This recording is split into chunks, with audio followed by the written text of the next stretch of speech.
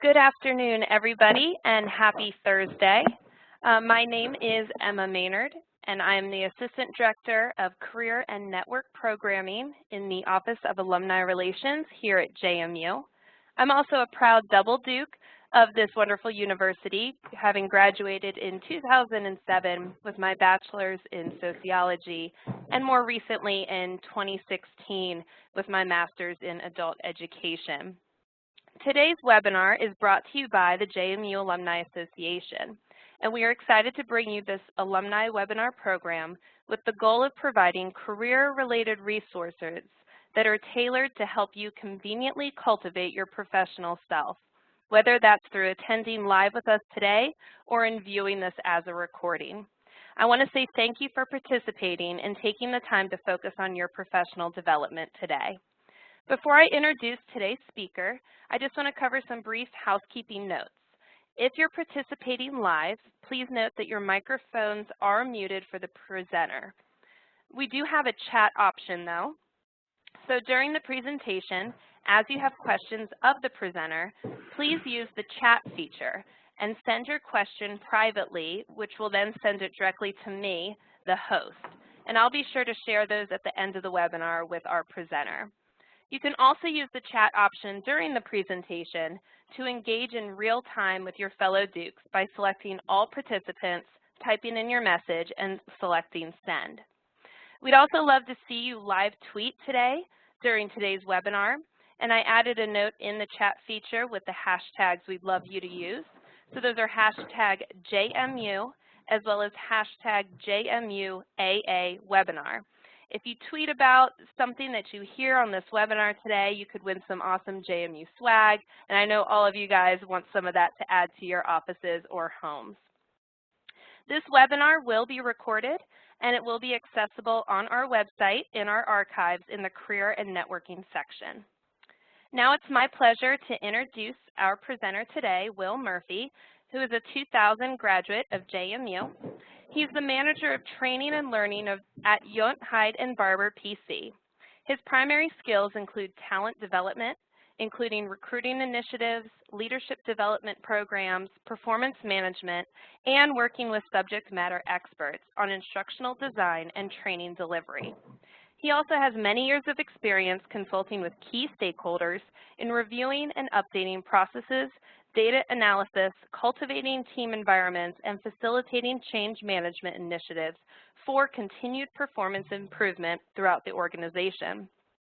Will's professional career in organizational development has given him experiences in many industries, including professional services, healthcare, not-for-profit organizations, manufacturing, and the federal government. He holds a bachelor's degree in health sciences from JMU and an MBA from Shenandoah University. He also holds 3 certifications, as you see on his home screen on the slide, and currently lives in Winchester, Virginia with his wife, Sarah, and 3 daughters, Madison, Allie, and Emma. Now, with that introduction, I'd like to pass things off to Will to guide you through leading organizational change for positive business results. Great, thanks, Emma. I appreciate that. Good afternoon, everybody. Just wanted to say thank you for allowing me to and giving me this opportunity to go through some of the things that I've worked with in my organization and share some of those skills with you. I know I've been on a couple of these presentations myself through the Alumni Association, and they've been great value and great information with you there. So I hope I can offer something similar with today's presentation. Before we get into the presentation, I have a decent amount of information, but as Emma talked about, I am a father of 3 girls. I just want to kind of give you a picture of what that looks like. It's my wife, Sarah, daughters, Madison, Allie, and Emma Grace. We're the classic, my wife and I are the classic JMU story. We met each other at JMU, got married soon afterwards, had our 3 daughters.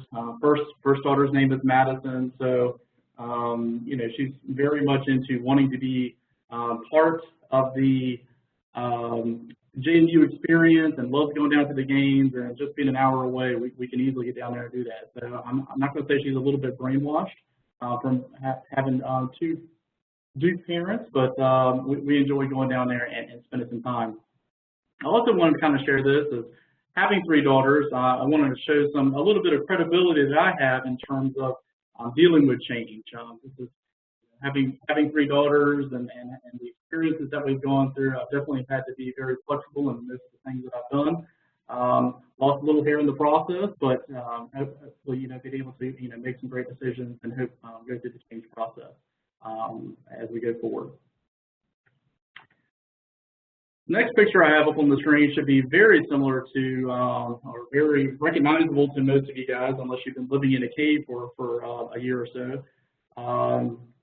If you didn't know, JMU football won a national championship this year. And if you've kept up with football at all in the past year or so, particularly around December, I really didn't have a whole lot of hope for our football team going through the year. We lost our head coach, lost most of our coaching staff. New coach came in fairly soon afterwards. It was a whole new crew. But you kind of go into it wondering, maybe we'll win a few games, and still enjoy going to watch it, but not sure how things are going to pan out. Fast forward to the past month or so, they won a national championship, and you're thinking to yourself, how can that even happen? I mean, we had a lot of the same great players, new recruits going there, but it was a whole new coaching staff and a whole new dynamic that was going through there, a whole new culture. That is successful change. That's some of the things that we're going to be talking about in terms of kind of readjusting and reassuring your team that you can make some change, and you can even though change is happening, it can be very positive. It can really have some successful outcomes. Now, I'm not going to say that through today's presentations you're going to be winning any national championships after today, but hopefully you can actually get some small wins out of it and have a process going into it. So what exactly are we going to be learning today? I'm going to go very extensively into the organizational change side of things. We're going to talk about why it's necessary, why people try to avoid change all the time, and then handling those normal employer reactions to change. Once we go through that, I want to give you the opportunity to get an understanding of what a change agent is like, and we'll kind of look at this from an internal consultant side of things. I know some of you may have had the opportunity to work as an external consultant, work with clients outside of your organization, but from my neck of the woods, I primarily work from an internal standpoint and work with different changes within our organization. And then I want to talk about what internal tools that you have to help facilitate that organizational change and how to move forward and be successful in those changes. So why are changes necessary? Well, the biggest thing that always comes across in terms of why we need a change is money itself. This is a top change initiative, and it includes things like revenue and sales, want to increase those. The economy causes a need for change, and the ups and downs and the changes that are associated with that. Or maybe it's just some cost savings that you want to do. So maybe you have some expenses that are getting high. You want to be able to make some changes there in order to bring those down. A few more examples that are associated with this. Customer needs will require some changes sometimes. Advances in technology, this is a huge one. For those of you who don't feel like you're very savvy in using technology or have had a lot of different technology changes within your organization, it takes a lot to keep up with things and to understand the processes and be able to do your day-to-day job with the different technologies that are out there. Improvements in processes. Maybe you have a process that's been working okay, but you want to improve it and you want to become more efficient in your processes. Fluctuating economic conditions. Like we said before, the economy is changing on a regular basis, and being able to keep up with competition, you have some fluctuations there. Maybe you have some changes in your organizational structures that need to be made. Maybe you've gone through some type of merger or acquisition, and the structures are not working as they were before. So maybe you have some structures and maybe some different reporting. Or maybe you just want to add or remove products and services. Some products work, some don't. Some services work and they don't sometimes. So sometimes you got to look at those things and see what changes you need to make things better.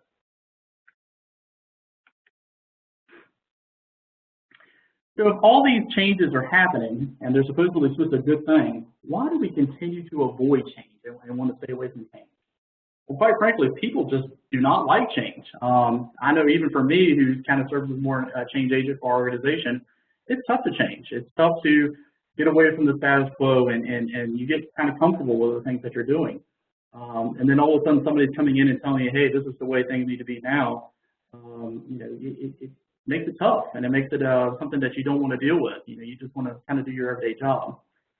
Placed a quote on here from Walter McFarland. He's a author of a book called Choosing Change. And it's basically, it's not about teaching the latest process for change. It's about creating a new kind of organization optimized for change and shaping. And that's what we're going to really talk about. It's not so much about how great the changes that you made and how great the processes that you've developed. It's how you get the organization ready for those changes, for them to be able to accept it and make it more efficient to go through the process. So as a change leader, you gotta have a good approach. You gotta be able to go into it where the staff that you're working with, the people that you're working with, and throughout the organization is going to be able to accept that change. So you can't go in necessarily as a leader that's going to be dominant or forceful. You can't just sit there and dictate exactly what's going to change and how people need to do it. On the opposite side of the spectrum, you can't necessarily go in with persuasion or begging people to do the change either. That's not necessarily going to work either. What you really need to do is get into people's minds and give them an understanding of what are the benefits are they going to get from this particular change? What are, from these processes, how are they going to be able to work, more efficiently or have a better time, coming to work? Things you may want to look at are things like promote a new way of thinking. Maybe there's new ways of thinking about things and new services that might be able to come about. It does break up some monotony. Some people may like monotony. Maybe get tired of coming in and doing the same thing over and over again. So those would be exciting for some people to be able to go in and not have the day-to-day. Presents new opportunities. Maybe you have somebody who has worked in a particular position and want have new opportunity and be able to grow within their organization. It does encourage skill growth. So those individuals who want to learn more and want to be able to advance an organization, it will require some skill growth on their part. And it really allows your best employees to shine. You're really going to find that through different change initiatives, you're going to find that there's going to be those employees who are really going to grab onto the particular change and find ways to make it work. So as we talk about change, we definitely can't get away from talking about some psychology that's associated with change. This is what we're getting into what we call change theory. Before an organization can implement change, it must first identify its current state, what is lacking, and approaches for making the improvement. And back in 1958, there was a psychologist named Kurt Lewin who classified change process into three main stages. He called this the present state, the transition state, and the desired state. The present state, which is the status quo, tends to continue for that indefinite period of time until it's disrupted by another force. And one way I have a tendency of looking at an example that I've heard that I really like in terms of talking about change theory are why I have this picture of ice cubes on the screen.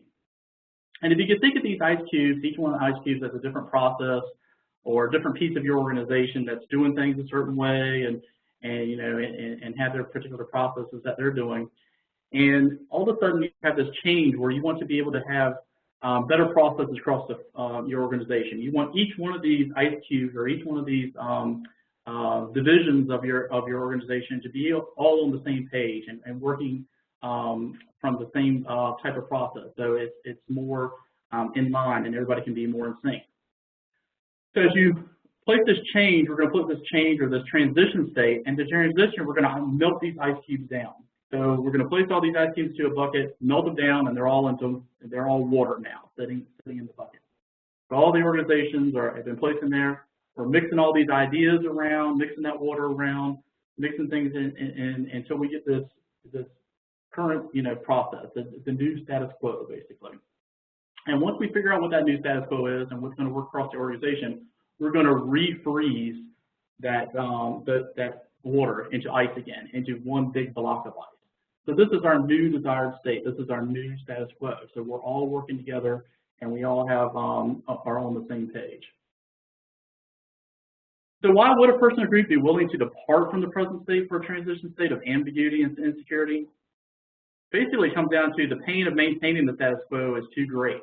And organizations start to realize that a significant change will only be accepted if it's proven that those affected will feel that the present way of doing things is more painful than the pain that accompanies transition. So the way you're doing things are just starting to become more painful, and you start to see a lot of inefficiencies. You got to get that organization to realize that, and then they'll start to kind of work towards that new change.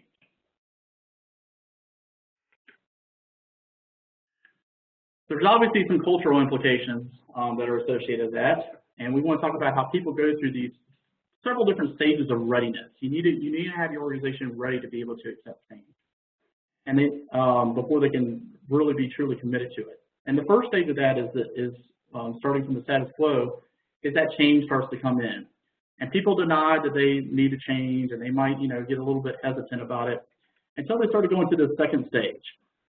And they may, see the need to improve, and they may be willing to think about it, but tend to put off making a decision, and they may resent the change.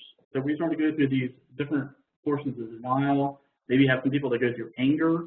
There might actually be some sadness about, making the change. People get a little edgy, and they get a little uncomfortable in terms of the change when you first bring it about. Finally, you start to kind of hit the plateau and start to kind of rise up. And this is what we're going to call our third stage, which is they start to recognize that a problem exists.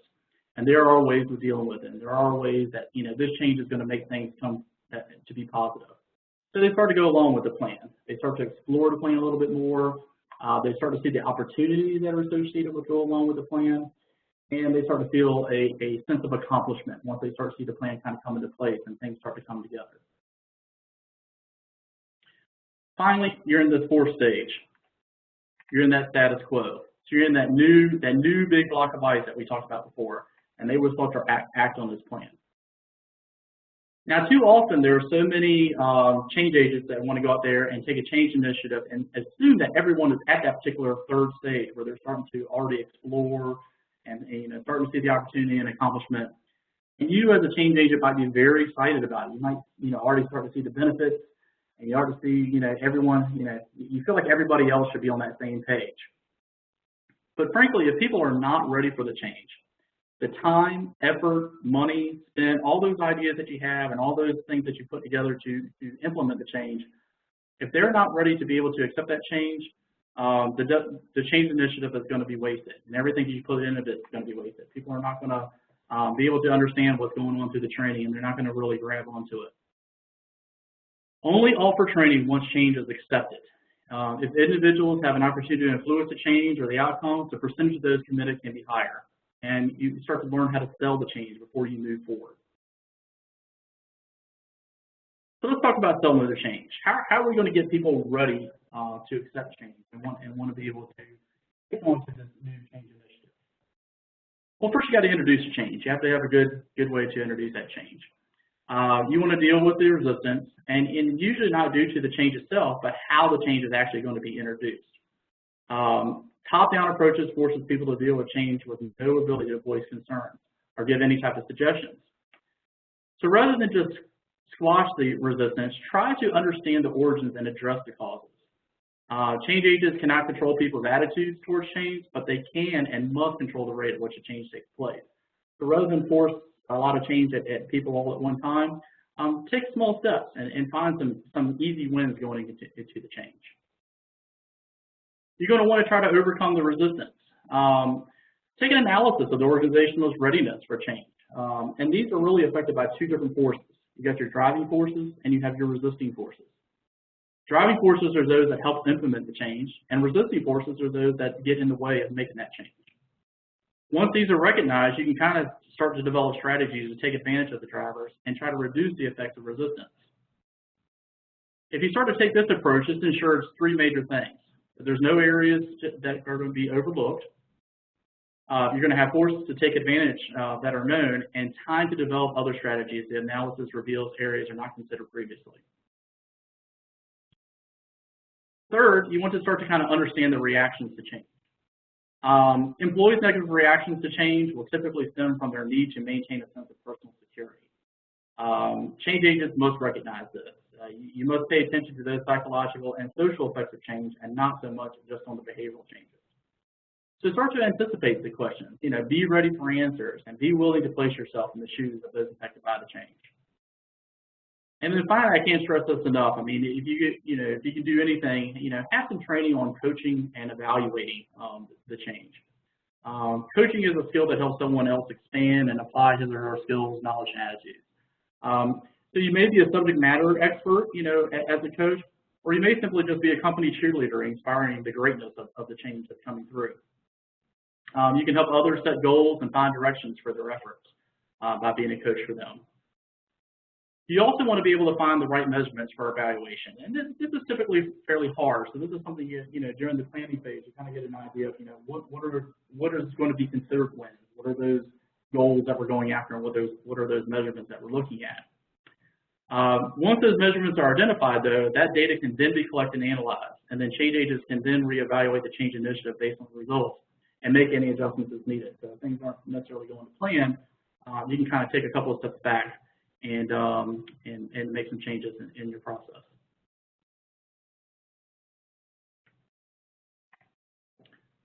Finally, we're getting to the point where we can actually implement our change. And with the last name Murphy, I very much understand this particular law.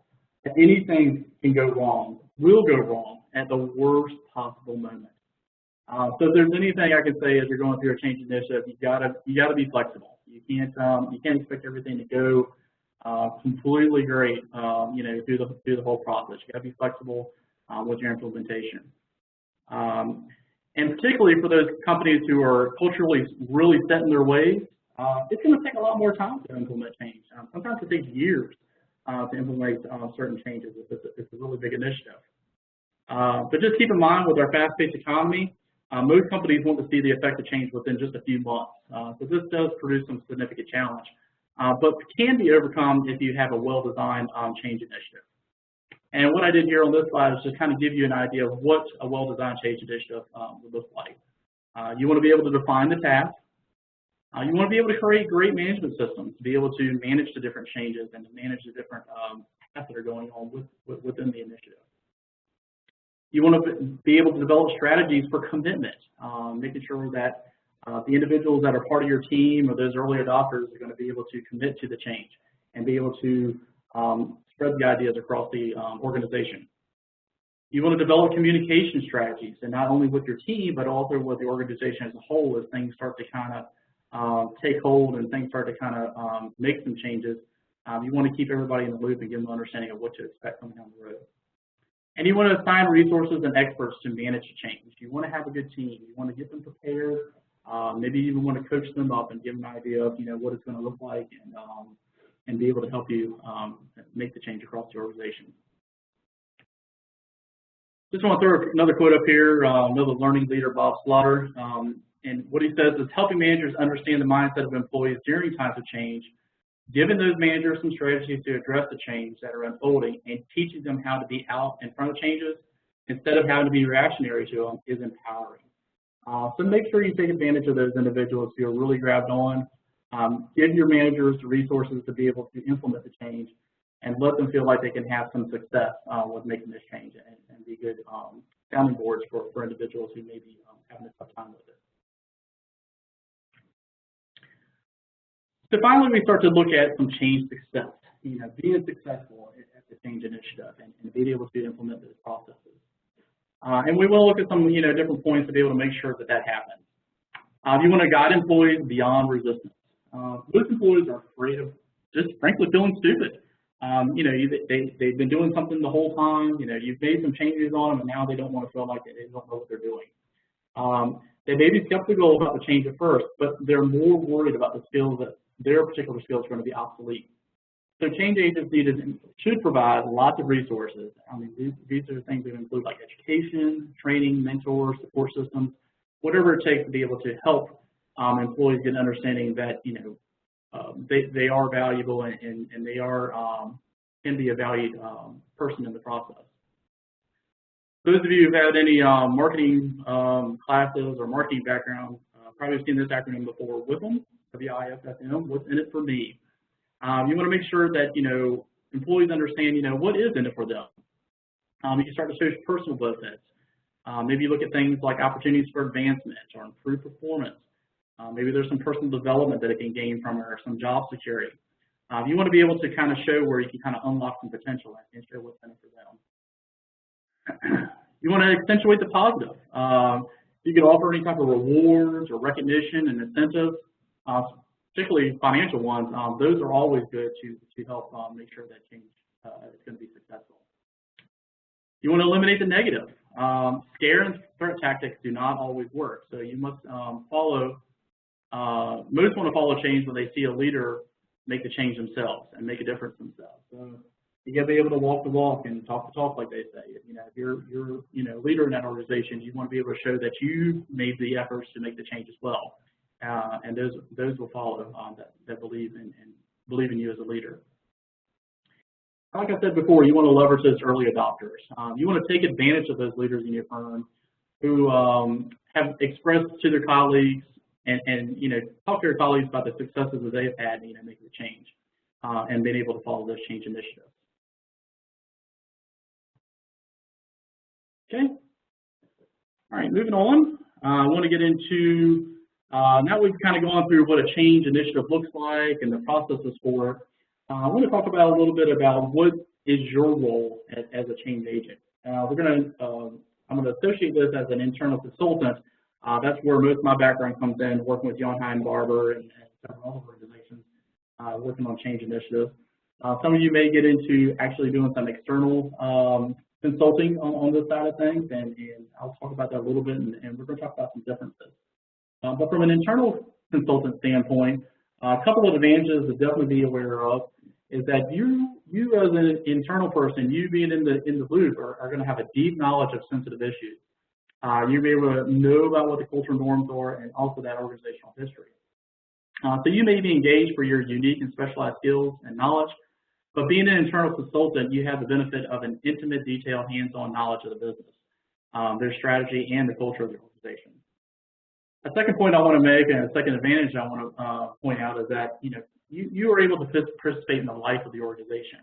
So you can definitely be aware of the daily business challenges, whatever client issues that you have had, and management decisions, and then also the actions that are associated with that. So you're going to have some history behind you, and you're going to be able to come in and be able to work with the staff and be able to give some understanding of how that change is going to work. Like I promised, I just want to make some differentiation between internal and external consulting. Just kind of go through this, kind of briefly. Internal consultants, obviously, they're going to be more of an accepted member of the group. External consultants are coming in as an outside person, so they may not understand the culture and organization as well. Internal consultants are going to know the organization and business a lot more intimately. Although external consultants can come in, and having a broader, knowledge of, many different organizations may be able to bring that expertise in. Internal consultants are going to be able to build a longer-term relationship. External consultants don't necessarily need to do that. I mean, they're not going to see them every single day for the rest of their employment there. So they can confront, they can get feedback, they can take more risk than probably an internal consultant could. You'll be able to leverage and utilize more informal or formal organization of the structure. Whereas an external consultant, you're going to probably be able to avoid that organizational structure and kind of move around to achieve your results. And internal consultants, they're going to know the cultural norms that should not be violated. External consultants may not be as much aware of that, so they can kind of plead ignorance to a certain extent and kind of run with their own rules and run with their own ideas about the culture, which may make it more difficult to be able to implement that change.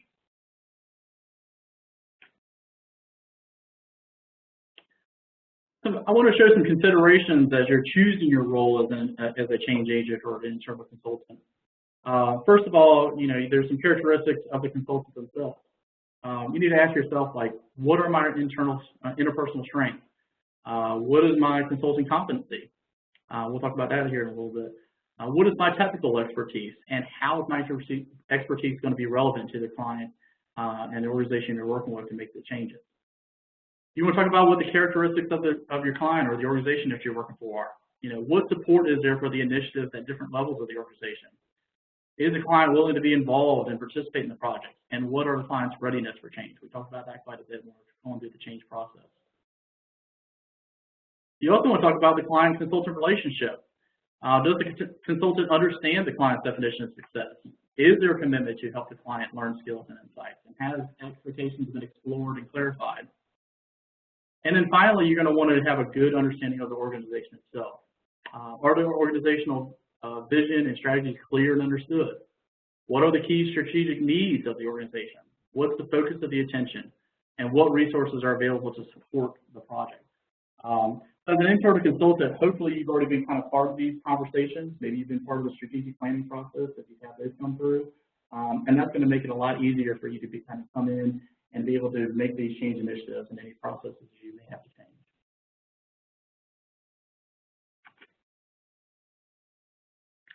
I want to talk about a couple of different consultant roles from the inside, and you kind of get an understanding of kind of where you kind of fit into this process.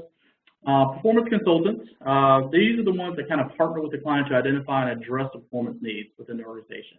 And they provide some type of specialized service, and this could potentially change or improve the performance or the outcomes that are within your organization or the things that you're working on. You may be considered just a change leader, and these are, as organizations continue to cope with, these different rapid changes and the business environment, efforts at organizational-wide change require facilitators as well as leaders to guide the implementation and support other change initiatives. So you need somebody to be able to be out in front and actually have an understanding of what those changes are, what could be coming down the pipe.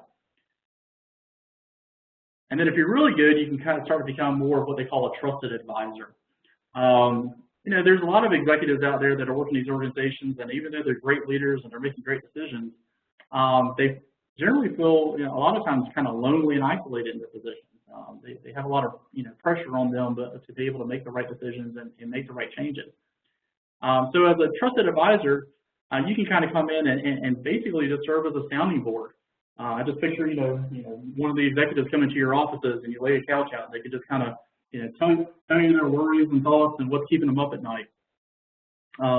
Be that sounding board, be kind of imparting insight into the human organization, and being able to have that context of the business demands can be very valuable to a top executive. And give them somebody to kind of beat around some ideas with.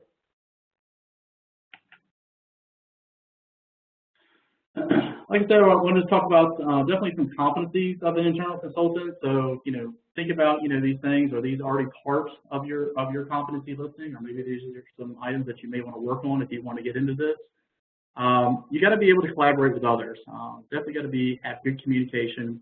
That ensures that interpersonal leadership with clients and peers and others in the organization are collaborative and healthy. You definitely want to make them team-based to be able to work together. You want to be able to establish some credibility. You want to be able to establish credibility and respect by doing good work, delivering value and achieving different results across the firm. You want to be able to take some initiative, being assertive, and taking a stand, delivering tough messages and pushing for decision and outcomes. That's not necessarily comfortable, for some people. It might be a total personality change to be able to do that. So those are some things to definitely look at, if you want to get into this role. You want to be able to maintain some detachment. So even though you're an internal consultant and working as a change agent, you want to be able to remain detached from the organization to maintain independence, objectivity, and neutrality. You definitely want to market some value of organizational development. You want to help the clients and the organization understand the practice of organizational development and the value the practice delivers to them in their organization. You do definitely want to have some organizational savvy as well. You want to understand and know how to succeed in an organization. You want to build those relationships with senior leadership and develop an extensive network of contacts at all the different levels throughout your organization. You want to act resourcefully. This is being able to use imagination, creativity, and forward thinking. And finally, I put on here that you want to understand the business. You want to know that, what makes that business run, as well as, all the different key strategies that are happening. You want to be able to think strategically, and you want to be able to leverage support for critical strategic issues.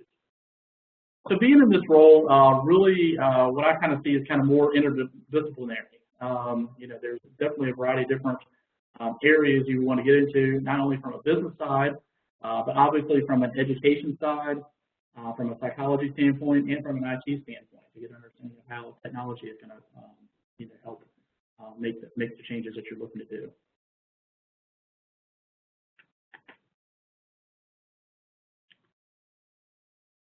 The final thing I wanted to get into is talking about some of the internal tools that your organization may have to be able to attack change. The first and foremost tool that you have are the key stakeholders. You've got to convince them that the change is an important and valuable way to go. You want to find ways to meet small but important needs. You know, take small bites. Go into it and find some of those small milestones. Serve as a sounding board. Provide candid and refreshing perspectives. You know, you want to be able to partner up with those key stakeholders and be able to help them kind of rain down and trickle down the idea that, you know, the changes that you're making are going to be very valuable. You want to have a good business strategy. You want to know the business strategy. You want to identify needs and opportunities for which you're going to contribute to the business results. You got to display some positive energy. You got to build and use the positive energy for change in an organization. Help clients see the possible. Create visions, articulate their desires, to draw others to support and participate in the process. You want to work across multiple levels. We already kind of touched on this a little bit, but you want to kind of develop that broad support for working on multiple levels of the organization. You want to have good communication. You want to be able to educate, do some modeling, listening, and facilitating. You want to be able to have good coaching skills. So you want to coach clients to lead change, trust in the self-organization, and communicate often. You also want to be able to seek some agreements, establish a mutual exchange of feedback, and the promotion of self-awareness and continuous learning. You definitely have to have some credibility. Develop that confidence and credibility by keeping agreements, being accountable for results, being authentic in relationship with others. You definitely have to know your boundaries. This can be tough sometimes, especially if you're working internally, but you have to know your confidence level. You have to avoid going too far and out on a limb to seem, you know, just to seem smart. You have to form some strong partnerships, so find those abilities and initiate some strong partnerships. You definitely have to be a systems thinker, so be able to think, you know, how those processes work, identify and support linkages, and find those interconnections between the different processes and items that you're looking at. Like we honed in a lot before, you definitely have to look for that client readiness. You need to be able to recognize and accept client readiness with change. Don't implement change until suitable readiness is established. And for you yourself, you have to be a continuous learner. You've got to want to be able to improve yourself continuously, practice personal mastery, stay grounded, read a lot, look at different articles, you know, that are in your industry, just to kind of be in the loop and know and have an understanding of what's going on. One final line I want to share. I actually just I was reading a copy of this month's Talent Development magazine, and they talked about staff innovation. I thought this was pretty good to share with you as well, just because it was so simple as far as talking about innovation. And the way they kind of laid this out is they talked about innovation, you know, working into this equation that innovation is made up of talent, environment, and process. And to kind of get into this a little bit further, when we're talking about talent, basically creativity starts with talented people. You got to make sure that, you know, as you're going through your recruiting processes and you're working with the staff that you have on hand, you need to work with their talents. You want to make sure you have a decent amount of diversity when you're building your change initiative team. You know, if you get a bunch of people with similar backgrounds together, they have a tendency to have those same ideas. You know, they want to, you know, hey, everything sounds great. You know, somebody comes up with it, they all have kind of the same idea. May not be anything, you know, too mind-blowing as far as the change. But if you have people with different backgrounds, they can offer new, different ideas. You want talent that is engaged. You want to, you know, find those strengths of people to get them excited about what they are working on. And you want to make sure that the mindset of your talent is in tune. You could have lots of people that have, you know, a lot of knowledge, a lot of different skills to be able to, you know, help with different initiatives. But if the attitude throughout the organization is that they don't want to make any changes, or they don't have a lot of belief in the culture or the leadership in the organization, you're probably not going to be very effective in getting a lot of things done. Processes happen. When we're talking about an environment, and basically you just need a motivating environment. You want to make sure that there's a lot of satisfaction. And those of you who are familiar with, you know, Maslow's hierarchies of needs, you want to make sure that you have a safe environment. You want to feel safe to be able to share those ideas and see some processes happen. And maybe do that in terms of, you know, offering a survey within your organization to be able to see, you know, what are those, you know, mindsets? Are people motivated about what's going on and what the future looks like? You want a social environment. You want to make sure that your coworkers have the ability to work in teams and share ideas. Hopefully they're not stuck in a corner somewhere or within a cubicle. You know, they are working in teams and they have the ability to kind of work together. And you obviously want to be able to show some purpose. You know, people need to have stimulation and motivation. You know, you want to share, you know, where you are in the organization and how things are going to look and kind of what, you know, people's piece of the pie are going to be in order to make these different changes and make these initiatives go forward. And the final piece of the equation is talking about process. You need a reliable and repeatable process, and they broke this up into what they call the 5 Ps. They got the problem. You know, you want to talk about, you know, what are those questions that will help identify a precise and description of the problem. You want to present it. You want to determine what is, you know, the present state and what's the problem that's going on. You want to talk about what's possible. What's the ideal state or the best possible future look like? You want to plan. You want to be able to challenge the team to take action.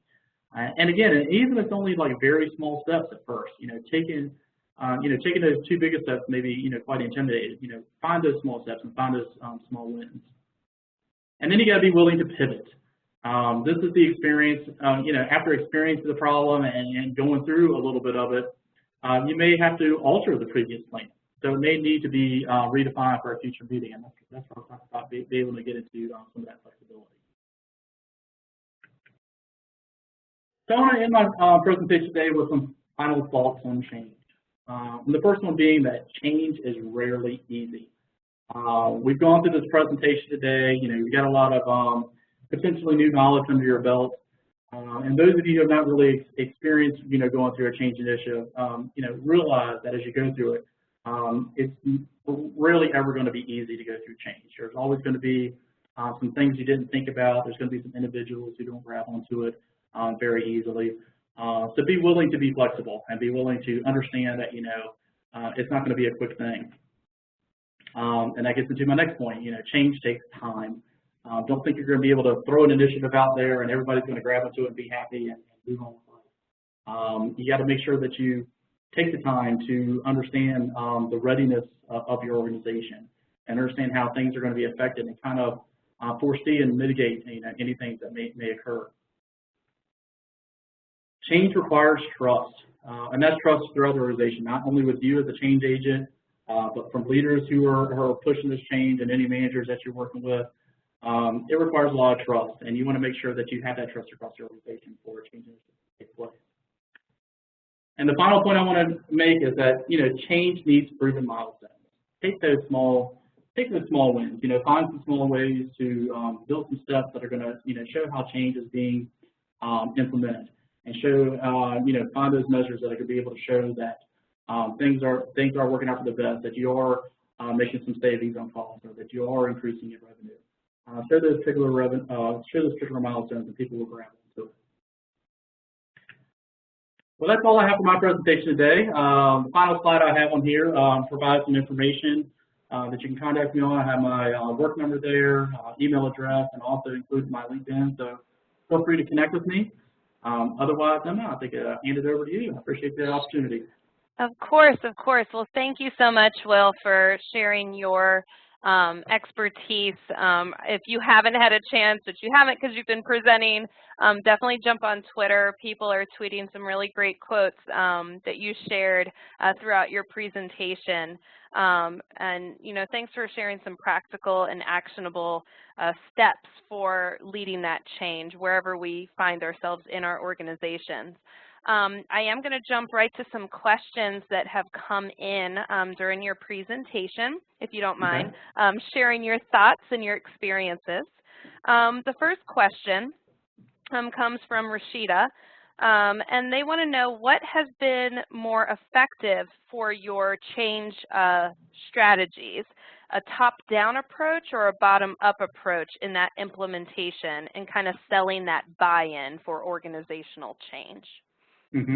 I think for me, I mean, it may depend on the change sometimes, but definitely, you know, getting some understanding at the top, it's going to be hard. And I kind of mentioned this one slide, you know, getting a hold of the stakeholders and giving them the understanding that, you know, these are some things that you're seeing, or maybe you're getting some information, you know, from some of the employees that, hey, things aren't seem to be working well, I'm really having a hard time doing X, Y, and Z. But first going to those, those your leaders of your organization and giving them an understanding of what those things look like, providing some measurements in terms of, what it would look like if we make some changes here and there, and getting them on board is going to be one of the top initiatives. I know I've gone in and, and I can say, these are things that we need to change, until I'm blue in the face. But, until I, talk to my partners, we have 22 partners with our organization. Until I really kind of get them on board, and we're spread out across 8 offices, and I don't necessarily see, all these people, all the time. So if they can hear from their partner and they can hear that, hey, this is something that we need to do, this is something that's going to be really important, let's work together and make this happen. I think starting from the top and being able to trickle that down is going to be extremely important. Great. Thanks for sharing that feedback. The next question comes from Leaf, and they were wondering, what was the change that you were most passionate about bringing to your organization? Oh, yeah, we've gone through all kinds of different ideas and changes. But one of the things that we've changed fairly recently is we hire students straight out of school to be first-year accountants. We're a public accounting organization, regional firm. And we hire students straight out of school to work with us that first year.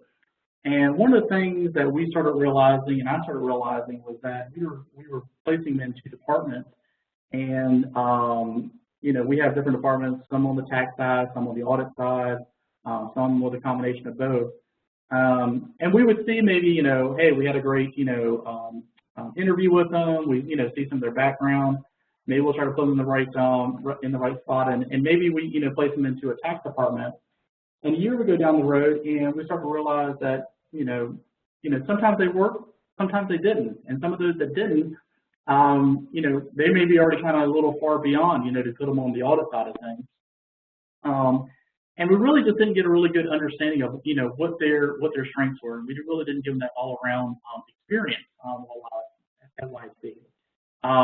Keep in mind also that most, all of our accountants that come through have to take the CPA certification exam. Well, they'll have to know everything. They have to know tax and audit. So one of the initiatives that we went through, and one of the changes that we went through about 3 years ago, was to develop this program called our Associate Pool Program. And basically what that means is that all of our first-year associates come in not assigned to a particular department. They go into this pool, basically. And I go through a scheduling process to be able to schedule them on all these different experiences. They're going to get some audit experience. They're going to get some tax experience. They're going to work with all of our different niches and services.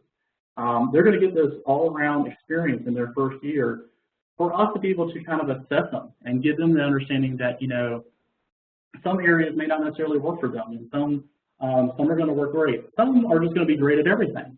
So it may not necessarily matter, which particular department they get into. But it really gave us the, kind of the opportunity to kind of bring them in, to assess their skills, to assess their knowledge, and see what they're going to be the best at. So then when we do place them into a department after their first year, hopefully they're more engaged, they feel more comfortable where they are, and they're going to stick with us for a while and be a much better employee for us. That's a great example, and I hope that helps Leaf with your question that you had. Another question we have from Jen. It's kind of a two-parter, but Jen asks, how can you change the culture when people feel overloaded, resistant to new reorg, and generally complain about leadership? If it's a turnaround, how can you get people positive and receptive to change? Mm-hmm. Yeah, that's a tough one.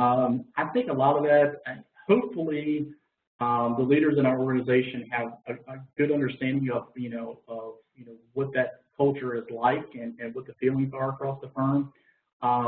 We go through a kind of a survey each year, every year or two, to just try to, kind of check the temperature of our staff and, see what they're feeling like as far as culture and what they're feeling like in terms of their, their leadership and the resources and opportunities that we offer. And we look at that and take that seriously, every year. We find all kinds of different things that, come out of that in terms of, what we're doing right, what we're doing wrong. Fortunately, we can kind of see, us going up on the barometer, in several different areas.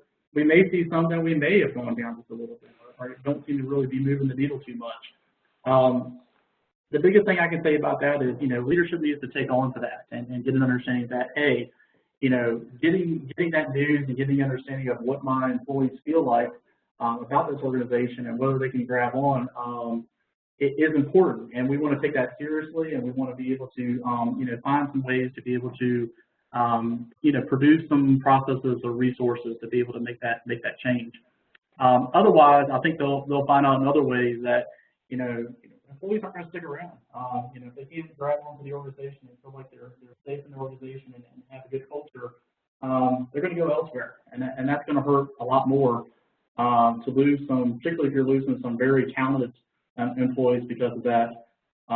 They're going to have to make some definite change and make definite decisions themselves, and sometimes they just need to hear it and get their real examples of ways that they can make a difference. Absolutely. Thanks for sharing that. Another question that came in, just based on your experiences and the knowledge that you're sharing, have you personally had a mentor to kind of guide you into your industry and your career and where you are now? And on the same token, have you been a mentor to somebody, and talk about that experience? Mm-hmm. Me personally, I mean, I consider myself still kind of young into the process and working as a change agent. Definitely kind of worked through several different organizations. I definitely had different mentors that helped me through this process. As you've seen from my background, I went to JMU with a health science degree. I had definitely no intentions of being in the place that I'm in now in terms of my skill set and the job that I'm working. But the managers that I've worked with and the leadership that I've worked with made me, kind of helped me kind of realize, what my strengths are. So even working on the health side, I was building exercise prescriptions and doing, cardiac fitness instruction when I first got out of school. I was working with the manager there, who was leading the organization. He got me interested on the business side. He kind of showed me, what the organization was like, what the accounting was like, and the marketing. So that kind of got me interested and wanted to be able to make change and want to be able to make our organization a better place. And that really kind of resonated for me through all the organizations that I worked with. I worked in hospitals, I worked in manufacturing, I worked with the federal government. And each one, I've had the opportunity to work with some great leaders and being able to show me new skills. Like I mentioned on one side, you got to be willing to continuously learn and be open to learn all kinds of different new things. Because you just never know how all those things are kind of interconnect and can help you on the long run. So, now that I'm in the position I'm in today, when I'm going through these change initiatives, I have all these different skill sets and all these different people that I've talked to have shown me all kinds of different things. And I can pull all those things together. Having the opportunity to work on the healthcare side, having the opportunity to work in IT for the federal government and build reports and have that background, all that just kind of comes together, just kind of builds in my repertoire and be able to give me the ability to make some possible solutions and different ideas that others may not have thought about who haven't had that same experience. Yeah, so it's really utilizing the power of your networks wherever that falls. Very much so, and I continue to do that. Being part of organizations and utilizing the skills and see who I can partner with to make things happen. Well, that kind of ties to the next question just about professional development. I know you touched a little bit on it, but could you expand on, how individuals or how you maybe personally focus on your professional development so that you can be a lifelong learner? Mm-hmm. I think that kind of goes along with the number of, credentials that I have after my name. I really have this, interest in, not only from the HR side, which are those couple of HR certifications, but definitely from the learning and development side, that CPLP. So, having those, have kind of, made me aware of, the different competencies that are associated with, being in this profession. And I, look forward to going out and finding, those different ideas. I definitely grab on to education that's out there that's associated to organization development and change initiatives, anything that has to do with the technology that's associated with the learning and development side. Definitely, look forward to grabbing those things so I can make a difference in my organization and maybe even help, make a difference with, some of the clients that we work with or some of the people that I work with as well. That's great. And then we do have just a fun question here, probably to end on. Okay. Do you mind sharing maybe what your favorite JMU memory, past and present, are? Oh gosh, if I could remember some of them. There was it's been almost 20 years since I've been at JMU. You know, definitely from the present. I really enjoy coming on campus. It just really shows to me how the culture has been able to stay at JMU and the fun atmosphere and just the joy of being able to walk around campus and see things develop. So we love going to the football games. We love going to the basketball games. I do a lot of recruiting at JMU for our organization. So just being able to see the people and just seeing the growth that's happening there is very exciting. And that can really kind of go down, to my past. When I was going to school at JMU, I was the first one to go to college, for my family, and really didn't know much about, what it was going to be like to be in the college atmosphere and the college realm and taking classes and living away from home.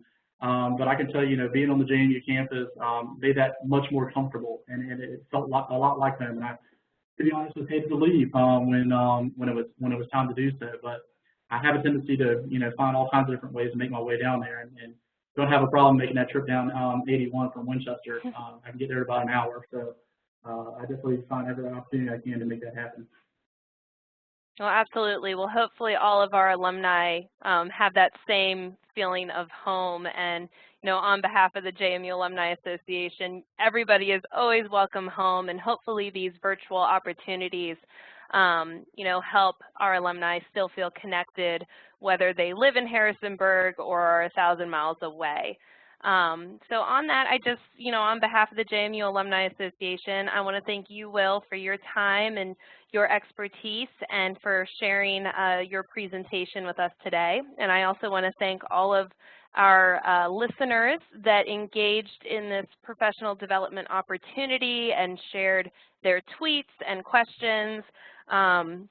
And I just ask that you take a moment to complete our survey. You'll receive that when you exit our webinar today, because your feedback helps us to continue to provide tailored programming like this to further develop your professional self. We also hope that you'll join us for our next webinar, which will be next Friday at 1 p.m. Eastern Standard Time, and that is featuring alumna and leadership coach Kelly Kanzel, as she shares best practices on how you can lead from any chair. She's going to draw on the wisdom of 4 highly acclaimed leadership philosophies, and you can begin leading your colleagues, your organization, and your sector regardless of your current role. So again, I want to thank everybody for joining, and I hope you have a wonderful afternoon, and go Dukes.